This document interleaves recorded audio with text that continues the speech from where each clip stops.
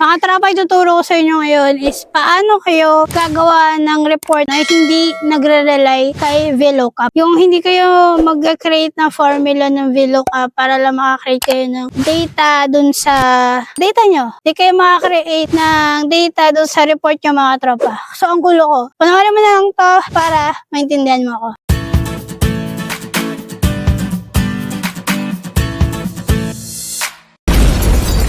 So mga tropa, ito yung data natin. Ito lang mismo kunyari yung data na gagawin natin. Ang meron lang tayo is product code, employee code, quantity. Then nasa kabilang sheet or nasa kabilang data, yung mga employee details natin. Then nasa kabila yung product details natin. So ngayon gagawa tayo ng report out of these three, pero pagsasamahin natin sa isang report lang. So, hindi nyo na kailangan mag-VLOOKUP, diba? Ang gagawin nyo dyan para malaman nyo magkano yung price ng notebook, i-VLOOKUP nyo papunta dito. Then, ano yung employee code, anong name ng employee code na yun, mag-VLOOKUP ka papunta dito. Para hindi na ganyan yung gawin mo, mga tropa. Panoorin mo to. So, una natin gagawin, mga tropa. Ito, kung nakikita nyo, yung tatlong sheet natin is hindi siya naka-table. So, i-convert muna natin lahat ng data natin into table. So, Control T. So, ito lumabas. Yan. Then, may table na sa header. Click OK. Then, dito sa table name, ipangalan natin dyan ng sales. Yan. Okay? Tapos, dito sa employee, ganun din. Ito, lahat ang gagawin nating table. Control T. OK. Then, employee. Okay. Then, product is ito. Control T. Then, ito is product. Enter. So, ayan siya, mga tropa, di ba? Pag na-rename na natin yan, mga tropa, naggawa na natin ng table, kailangan natin mag-create ng data model, mga tropa. Okay? Kailangan natin mag-create ng system na gagawa ng report para sa atin. So, ano yun? Punta ka ngayon dito kay Data tab. So, dito kay Data tab, dito sa Data Tools, itong green na to, mga tropa, yan. Pag hinover mo yung mouse dyan, Data Model. So, click mo yan. Then, may makikita ka dito, Manage Data, 3D Relationship. Dito tayo kay Manage Data Model. So, ito yung parang interface ni Data Model. So, kung kinlik natin diagram view, ayan, wala pa kayo makikita kasi wala pa tayo create na data model. Pinakita ko lang sa inyo kung ano siya, kung saan siya. So, mga tropa, next ito natin yung data model, mga tropa, diba? So, dito, mga tropa, kung makikita nyo dito, Power Pivot. So, click nyo yan. Tapos, mag-a-add na tayo ng data model, mga tropa. So, gagawa tayo ng data model para mag-build natin yung relationship ng bawat table sa ginawa natin. Para maging isang power pivot. O kaya maging isang pivot table na iisa lang siya, mga tropa. Okay? So, click natin yung power pivot. Then, add to data model natin. So, nakita nyo na, mga tropa. Ito, pumasok na yung sales. Ito siya. Ito, nasa sales tayo. Then, kung makikita nyo dito sa ilalim, sales. Ayan din siya. Kung makikita nyo.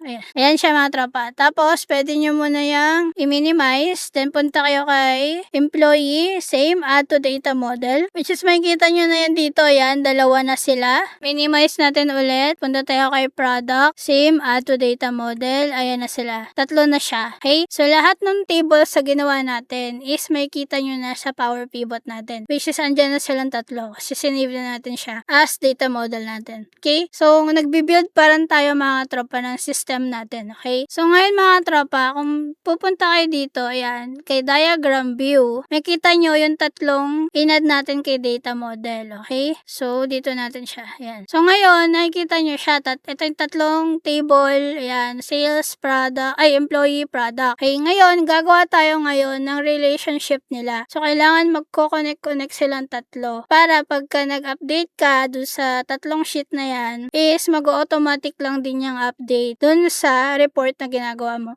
Wala ka nang gagawin. After nitong system na ginagawa mo, is automatic na siyang mag-update ng kanya dun sa report nyo. Okay? So, ngayon, paano tayo maggagawa ng relationship? So, dito, mga tropa, from sales natin, hahanap ka ng kaparehong mga title heads. Ito yung mga title heads natin, mga column headers natin. So, hahanap ka ng mga kaparehong column headers dito sa bawat tables natin. So, ngayon, kunyari, nakita ko dito kay product code sa sales, may product code dito. So, dito, kiklik ko dito, then ida-drag ko papunta doon. Ayan. So, ito yung unang relationship na binuild natin. So, dito naman, ganun din. Hanap tayo ng meron dito na nandito din. Yung sa nakikita ko is employee code. So, from dito, papunta dito, then ito na yung second relationship natin.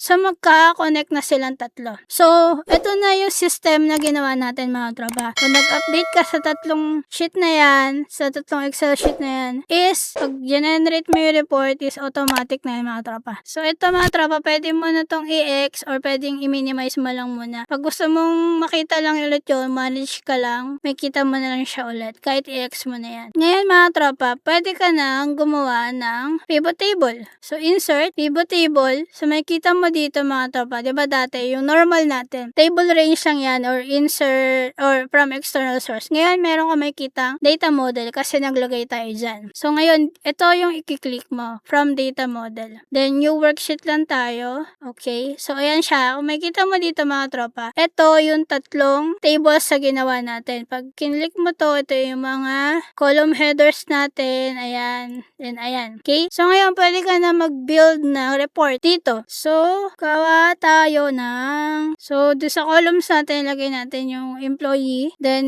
sa rows natin yung product. Then, quantity dito. So, ayan. So, ito na yung ating parang report natin na meron tayo dito na products. Then, ito yung mga employees. Ito yung mga benta nila per product. Or, pwede naman ang gawin natin is dito.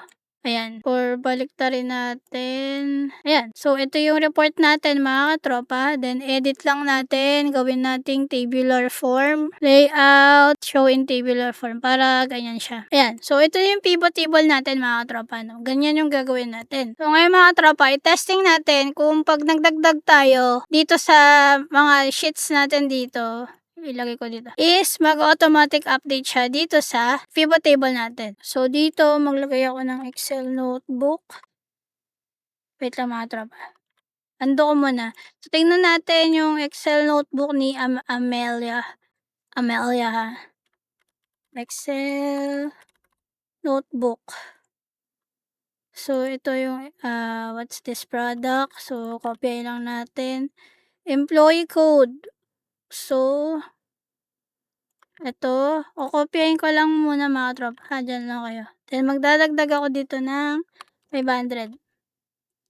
Okay? Yan, 500 na dagdag kay Amelia. So, dito mga tropa, pag refresh ko nito, ayan siya. Nakita nyo? Yung 1,000, naging 1,080 na yung Excel notebook ni Amelia. So, nag-update siya ng automatic. So, ngayon mga tropa, ito, kung makikita nyo dito sa sales natin, wala siyang total per product. So, kunyari, kasi quantity lang to. Yung unit price natin is nandito. So, ngayon gusto natin, i-multiply natin ngayon yung unit price times sa quantity para alam natin kung magkano yung sales natin. So, paano yun? Naka-pivot table na ako. So, madali lang yan mga tropa. Punta ka ngayon kay Power Pivot. Okay, itong measures. Ayan. Lagyan nyo new measure. Then, ito mga tropa, sa sales name. Sa table name, dun tayo sa sales. Dito sa sheet natin siya. Sorry. Dito sa sheet natin na sales ilalagay. So, ayan. Ano yung measure name natin? So, kunyari, ilagay natin dyan revenue. Kasi, total ang kailangan natin. Or, ano pang gusto nyo ilagay? Pwedeng total sales. Ayan. Kung gusto nyo lang, ayaw nyo na revenue, yan, total sales. Then, kung anong gusto nyo description, pwede nyo isulat yan. Then, yung formula natin is, yan, sum x, ito siya. Yan, return sa sum of an expression evaluated for each row in a table. So, sum x. Then, yung table natin, so ito yung ano natin, table and expression. So, yung table natin is, nasa sales, yan, sales, yan, tapos comma, punta tayo ulit sa sales, tapos quantity, yan, quantity, then times related, kasi related do sa isang sheet, yan, return sa related value from another table, yan, related. Tapos, dito mga tropa, hanapin natin yung unit price. So, product, unit price, which is ito siya, yan. So, yan yung formula natin, then close natin yung parenthesis. So, ayan na siya, nakompleto na yung ating formula. So, yan yung gagawin niya. Pupunta siya sa sales na sheet para kunin yung sales quantity, then i-multiply niya yung unit price. Okay? So, yan yung formula, then click natin yung okay. So, nakita niyo niyo mga tropa, ito na siya. Nagdagdag na siya ng kusa. So, ito na yung total sales natin. Then, ito yung sagot dun sa pag-multiply natin. So, ibig sabihin, yung 375 quantity pieces ng Excel notebook, ang worth niyan is 15,000. So, paano natin malalaman na tama? So, magkano ang Excel notebook is 189. Diyan natin lalagay Then, sino siya? Si Amelia. So, dito is 375. So, pag minultiply ko yan ng literal, ay, bookmark pala to. Sorry. Ay, ba't mali? So, bookmark. Ang bookmark ay 40. Sorry. Ayan. Ay, so, ayan mga tropa. 40 times 375 is 15,000, which is correct na siya. Okay? Mali lang yung pinis ko. So, mga tropa, ito na yung pinaka-report nyo mga tropa. Okay? Hindi nyo na kailangan magdagdag pa ulit dito ng kukumputin nyo para mapakita nyo dito sa report nyo. I-delete natin siya. Okay? So, ito pa rin yung data nyo. Wala kayong dinagdag na kahit ano. Pero, yung report nyo is andyan siya. Okay? Then, baguhin nyo na lang yung formatting nito. Since ito ay quantity, wala siyang zero. Format, number, sa separator, wala siyang decimal. Ayan. Then, ito, may decimal siya. Format. Ayan. So, ganyan mga tropa na pwede mo nang tigilan yung paggamit ng VLOOKUP para ma-i-update lang yung data mo mga tropa. Sa paggamit pala ng Power Pivot mga tropa, pwede mo nang gawin yung pinaka-whole report mo mga tropa. Sana may natutunan ka at kung meron ka natutunan, huwag mo namang kalimutan hit yung like button, share this video para hindi lang ikaw ang matuto today at marami pa tayong maabot sa mga videos natin. Marami tayong matulungan na matuto din itong Excel na to. Don't forget to hit the subscribe button and notification bell all para updated ka sa mga latest vlogs ko para ma-notify ka sa mga bago kong uploads. Okay? So see you in my next vlog. Always stay positive. Always enjoy life because life is short. Bye!